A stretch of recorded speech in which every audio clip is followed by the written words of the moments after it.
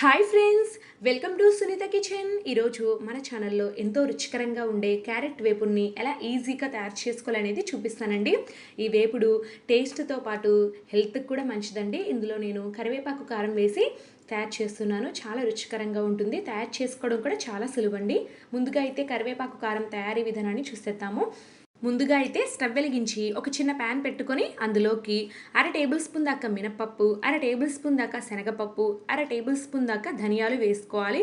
ఇవి 3 కూడా సమానంగా వేసుకోవాలండి. వీటితో పాటు ఒక 1/2 టేబుల్ స్పూన్ దాకా జీలకర్ర కూడా వేసుకోవచ్చు, కానీ నేను వేపుడులో వేస్తున్నాను కాబట్టి ఇక్కడ యాడ్ చేయట్లేదండి. అలాగే 2 టేబుల్ స్పూన్ల దాకా పల్లీలు వేసి వీటన్నిటిని కూడా ఒక 4-5 నిమిషాల పాటు మీడియం ఫ్లేమ్లో డ్రై రోస్ట్ చేసుకోవాలి. 3-4 నిమిషాల పాటు మీడియం ఫ్లేమ్లో వేయించుకున్న తర్వాత ఇందులోకి 3 రెమ్మల కరివేపాకును శుభ్రంగా కడిగి తడి అంతా కూడా పోయిన తర్వాత ఇందులోకి యాడ్ చేసుకొని కరివేపాకు క్రిస్పీగా అయ్యేంత వరకు వేయించుకోవాలండి. చాలా త్వరగానే కరివేపాకు వేగిపోతుంది. కాసేపటి తర్వాత చూస్తే కరివేపాకు బాగా క్రిస్పీగా అయిపోయిందండి, అంటే బాగా వేగిందనమాట. వెంటనే ఈ ఇంగ్రీడియంట్స్ని ఒక ప్లేట్లోకి తీసేసుకొని పక్కన పెట్టుకుందాము. అంటే పూర్తిగా చల్లారిన తర్వాత గ్రైండ్ చేసుకోవాలండి. ఇప్పుడు ఇదే బర్నర్ మీద మరొక కడాయి పెట్టుకొని అందులోకి 2 టేబుల్ స్పూన్ల దాకా ఆయిల్ వేసి వేడి చేసుకోవాలి. ఆయిల్ బాగా వేడెక్కిన తర్వాత ఒక టేబుల్ స్పూన్ దాకా మినపప్పు, శనగపప్పు, 1 టీ స్పూన్ దాకా ఆవాలు, జీలకర్ర వేసుకోవాలి. ఈ పోపు దినుసుల్ని కాస్త దూరగా వేయించుకుందాము. పోపు దినుసులు బాగా వేగిన తర్వాత ఇందులోకి 3-4 పచ్చిమిర్చి, అలాగే ఒక రెమ్మ కరివేపాకు, 5-6 వెల్లుల్లి రెబ్బల్ని కచ్చాపచ్చగా దంచి యాడ్ చేసుకోండి. ఫ్లేవర్ చాలా బాగుంటుంది. ఇప్పుడు ఈ పచ్చిమిర్చి, కరివేపాకు, వెల్లుల్లి రెబ్బల్ని బాగా వేయించుకోవాలండి. అప్పుడే ఫ్లేవర్ చాలా బాగుంటుంది. ఇష్టమైన వాళ్ళు చిటికెడు ఇంగువ కూడా యాడ్ చేసుకోవచ్చు. 1 నిమిషం తర్వాత చూస్తే ఇవన్నీ బాగా వేగాయి కదా. ఇప్పుడు 1/2 కేజీ క్యారెట్లను తీసుకొని శుభ్రంగా కడిగి ఇలాగ కట్ చేసి యాడ్ చేసుకోండి. నేనైతే ఈ వేపుడు కోసం రౌండ్ స్లైసెస్గా కట్ చేశానండి. ఈ ముక్కల్ని కూడా పల్చగా కట్ చేసుకోవాలి, అప్పుడే మనకి త్వరగా ఉడికిపోతాయి.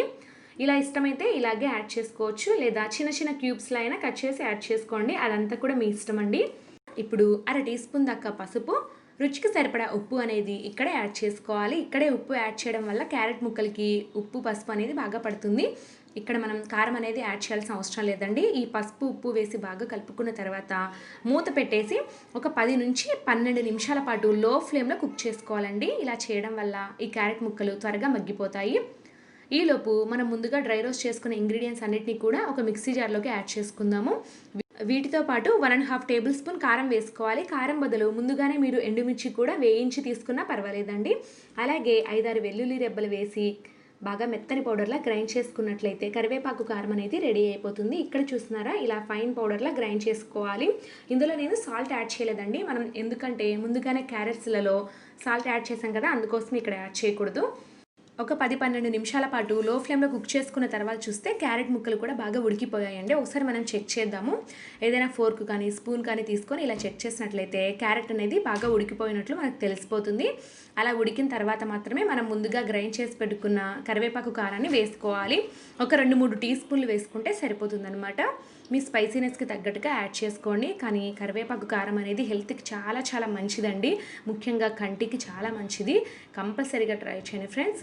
మూత పెట్టేసి ఒక 2 నిమిషాల పాటు మీడియం ఫ్లేమ్లో ఫ్రై చేసుకుందాము. ఈలోపు పొడి పొడిలాడుతూ ఫ్రై అనేది రెడీ అయిపోతుంది. 2 నిమిషాలు మీడియం ఫ్లేమ్లో ఫ్రై చేసుకున్న తర్వాత స్టవ్ ఆఫ్ చేసేసుకొని కొద్దిగా తరిగిన కొత్తిమీర వేసుకొని బాగా కలుపుకుందాము.